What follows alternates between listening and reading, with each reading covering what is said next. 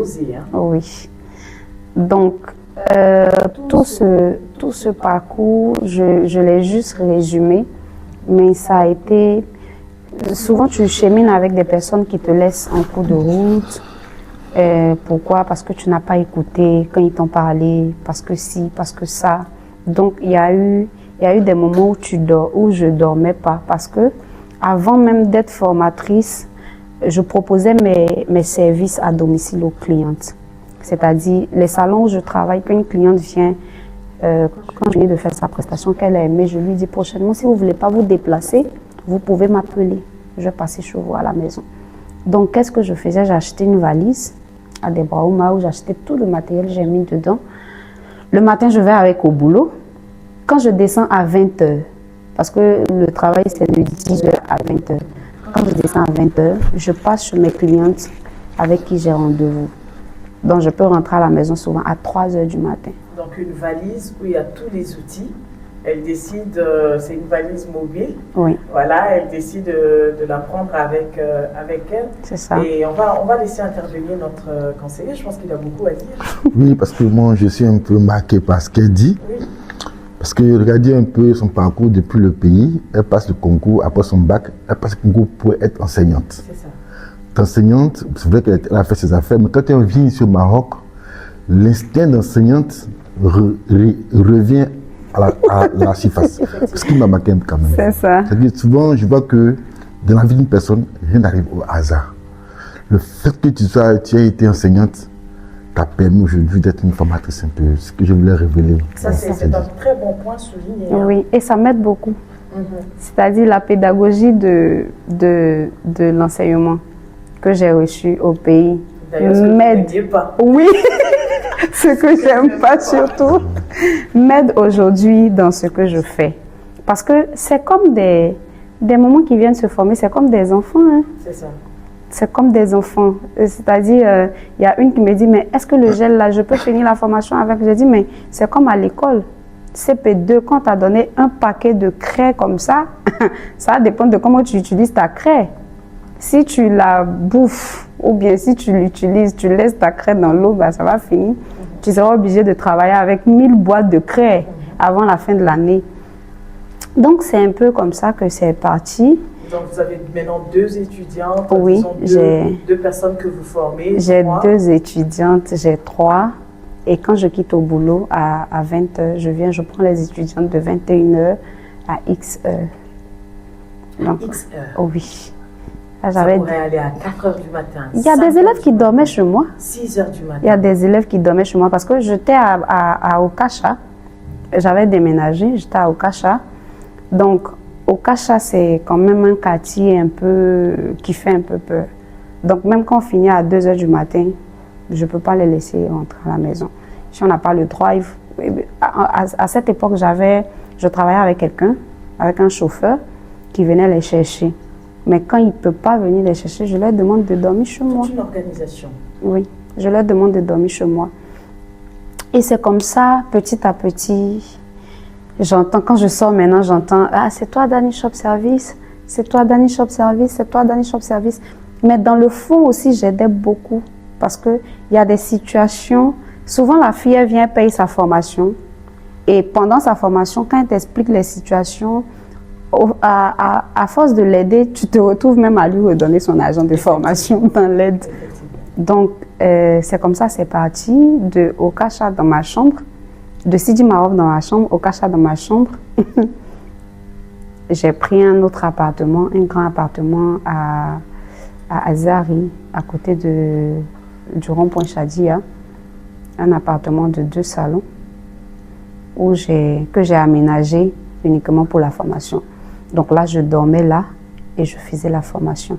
Mais je travaillais parce que le salaire que je touchais, de 4 500, je suis passée à 6 000 dirhams. Et après, j'ai commencé à travailler à Dabwaza où j'étais payée à 11 000 dirhams par mois dans l'esthétique. Donc, entre vos formations, vous travaillez aussi pour un autre salon? Exactement. Pour joindre dans le temps, oui, exactement. Parce que je n'étais pas sûre de ce que mon projet allait me donner. Donc, je ne pouvais pas laisser ce salaire-là pour me concentrer uniquement sur la formation. Je voulais d'abord être sûre de ce que l'entreprise allait me rapporter avant de m'engager. Et c'est comme ça, d'Aboisa, j'ai acheté ma petite moto. Donc, franchement, bravo, moi, je suis carrément bluffée. J'ai du mal à vous arrêter parce que c'est tellement intéressant. Quand on l'entend, c'est toute une passion. On sent vraiment l'envie de réussir parce qu'en fait, elle a dit au départ, elle n'avait informé personne. Non, personne. Elle a décidé de quitter tout. Ah ben, quand tu quittes tout, il faut te rassurer de réussir parce que des personnes te regardent derrière, ils attendent que tu faiblisses ou que tu tombes, comme on dit, pour voilà, lever le flambeau et puis bonjour les moqueries. C'est ça. Mais là, vous ne vous laissez pas faire. Hein, non, j'ai pas laissé. J'ai pas laissé à cause de ma mère et de mon fils. Et donc vous arrivez à Daboisa, vous j'arrive à Daboisa. Et là, je commence à prendre soin de ma mère. Je commence à prendre soin de mon fils. Elle a le sourire chez maman. Oui. Elle est très fière d'ailleurs. Donc, j'achète ma petite moto pour ne pas être trop en retard dans l'attente des taxis et tout. Donc, quand je finis à 20h, à 20h30, je suis déjà au centre et je fais la formation. Petit à petit, on parle de Danny Shop Service. Quand je sors, on dit « Ah, Danny Shop Service, Danny Shop Service ». J'ai dit « Tiens, l'appartement a commencé à être petit ». Wow. Oui, de 2 élèves, j'étais à près de 72 élèves dans l'appartement. Je ne pouvais pas. Donc, comme Dieu sait faire les choses, mon bailleur de là où j'étais me dit « Daniel, écoute, tu fais trop de bruit. Hein. Il y a trop de bruit avec tes filles. Il y a un magasin juste à côté. Tu vas prendre le magasin. » Donc, je vois le magasin. C'est un magasin qui me plaît énormément. Il n'y avait rien, c'était un dépôt. Par la grâce de Dieu, je prends quelques économies. J'aménage le magasin. Je crée mon entreprise. Je fais tout dans les normes. Oui, parce que Danny Shop Service voilà. est déclaré, oui. C'est une entreprise exactement. légale. Je fais tout dans les normes. Et je lance l'ouverture du centre de formation officiellement en octobre 2024. Et aujourd'hui, on a près de 203 élèves. Wow. On fait 3 groupes de formation. On a un groupe qui monte le matin, un autre l'après-midi et un autre le soir.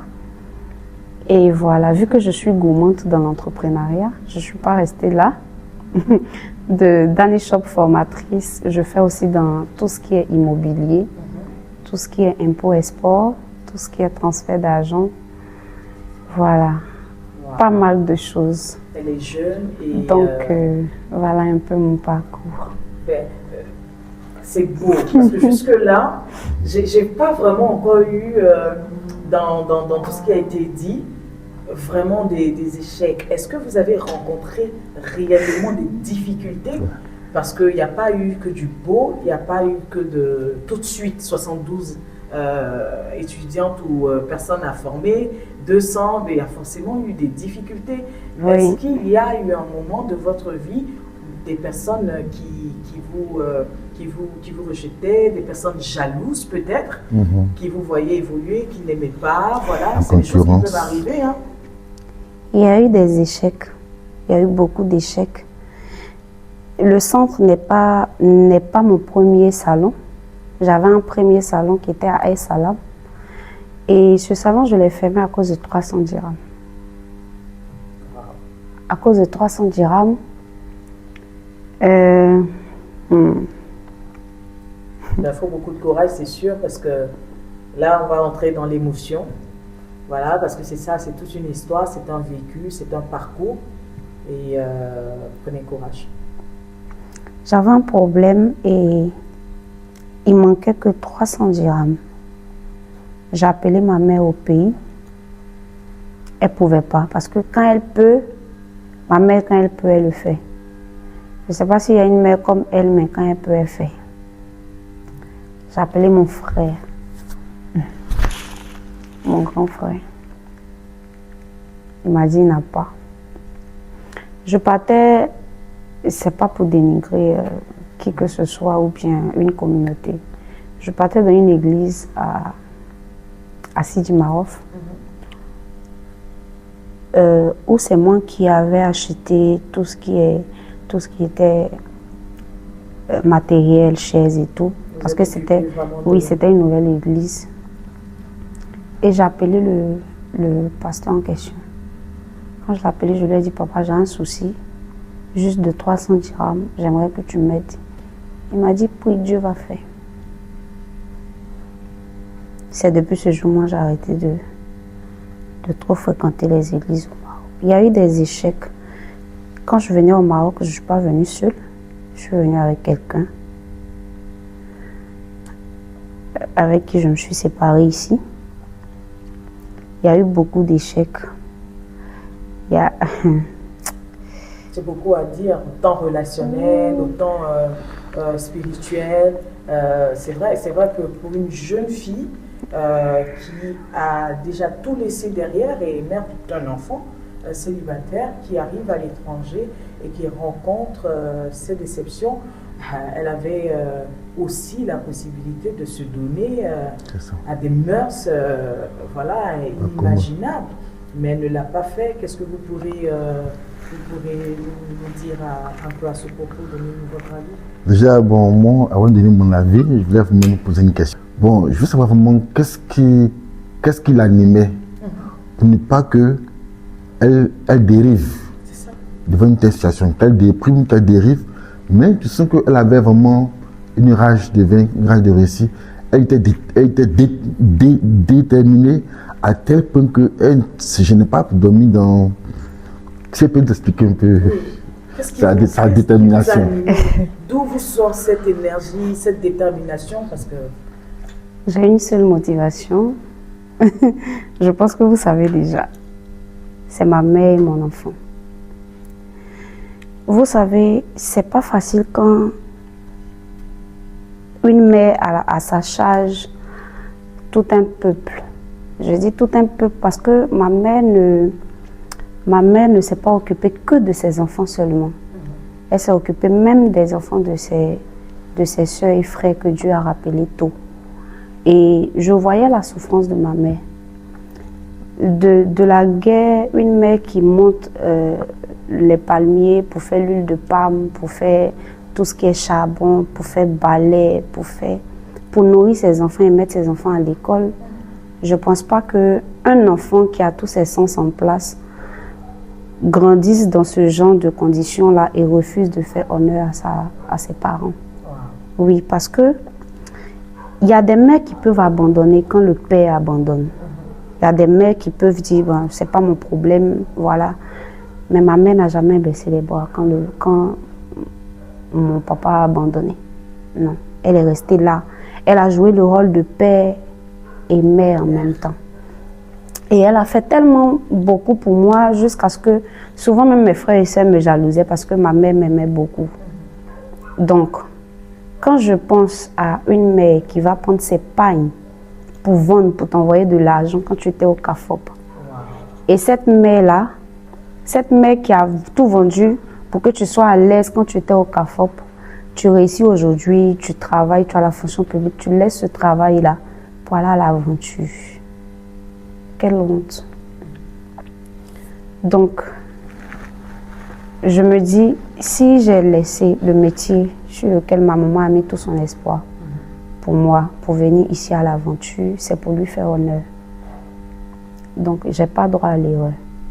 Donc, à chaque fois que j'avais une situation, je pensais tout de suite à ma maman. C'est vrai, j'aime mon enfant, mais je pensais tout de suite à ma maman d'abord. À tout ce qu'elle a pu faire. Oui, à tout ce qu'elle a pu faire. Et puis, ça me motivait. Donc, c'est la seule chose qui me donnait la force, ma mère. C'est tout. Je pense que vous avez remarqué ça. Oui, parce que sa situation fait école. Parce que, en tant que conseiller, je vois que nos frères et sœurs qui écoutent actuellement cette émission doivent comprendre que dans la vie, c'est le but que tu veux atteindre. Voilà, parce que tout chacun a un but à atteindre. Souvent, ceux qui baissent les bras et qui abandonnent, parce qu'ils ont besoin souvent d'écouter ce genre de témoignages comprendre qu'il faut être déterminé dans la vie. Il faut viser ces objectifs et tu vas réussir. Voilà. Tout est une affaire de persévérance, de courage et de détermination. Et vraiment, elle a vraiment de la détermination. Elle a de la détermination, c'est une brave dame. Et je le répète, je ne cesserai de le dire, jeune. Elle est jeune. Et comme notre conseiller l'a si bien mentionné, tout était là pour que vous puissiez dériver en fait. Hein? Oui. Voilà, on a des cas comme ça. Allez, ça ne va pas, je me donne à telle mœurs pour pouvoir m'en sortir. Mais c'était pas de votre, c'était même pas dans vos pensées en fait. Ouais. Vous aviez un objectif que vous souhaitiez atteindre et là vous n'arrêtez pas. Et donc vous avez votre école. Oui. Hein, l'Institut Dani Shop Service qui est très connu, oui. Parce que j'en ai entendu parler. D'ailleurs, merci pour les ongles. Je vous en prie. Au passage. Je vous en prie. Et donc, vous avez maintenant plus de 200 élèves. 203 élèves, oui. 203. Wow. Avec 3 cours, le matin, midi et le soir. Oui. Alors, vous ne travaillez pas seul. Non. C'est toute une organisation, c'est toute une équipe derrière vous. Exactement. Et comment vous êtes au travail? Est-ce que Ça vous va. êtes facile? Hein? Gentil? Parce que j'imagine que pour être jeune et être madame, il faut avoir du caractère. Exactement. Sinon, les personnes autour vous marchent dessus. Comment vous y prenez? Ouais, il faut dire que c'est déjà pas facile avec les grandes personnes. C'est pas des enfants. C'est des grandes personnes et pour garder le respect, il faut être dur et en même temps relax en même temps. Parce que c'est l'esthétique. Tu peux pas former dans le stress. On forme pas dans le stress, sinon ça rentre pas. Par exemple, souvent il y a mes élèves à qui, quand je donne des exercices souvent et je m'approche, elles commencent à trembler. Donc qu'est-ce que je fais? Je joue la comédienne. Et tout de suite, ça va. Mais après aussi, je suis due par moment. Aujourd'hui, par exemple, j'ai mis le groupe du matin dehors.